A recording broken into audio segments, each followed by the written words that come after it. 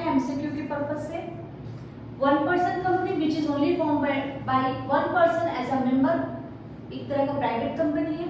Limited company, a company limited by shares, जो जितना shares hold करके रखेगा उसकी लायबिलिटी उतनी ही होगी इस कंपनी की।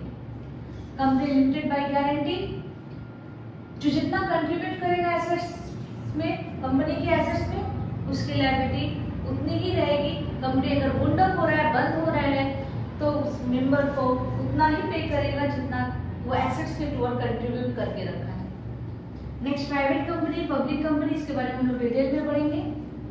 Foreign company outside India,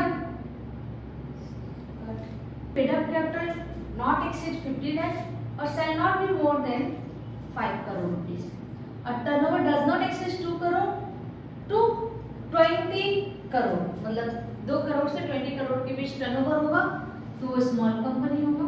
unlimited liability are not liable directly to the creditor of the company, इसकी कोई लायबिलिटी नहीं होती creditor of the company. Company who control other company, दूसरे कंपनी का जो 50% से ज्यादा का शेयर कंट्रोल करके रखता है उसको बिलिंग कंपनी कंपनी बोलते हैं।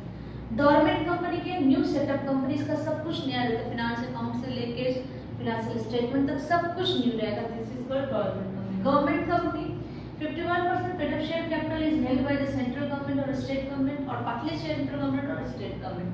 लास्ट वन एसोसिएट कंपनी, कोई एक कंपनी दूसरी कंपनी को एटलीस्ट 20% बॉडी पावर कंट्रोल करके रखता है तो उसको बोलते हैं एसोसिएशन कंपनी।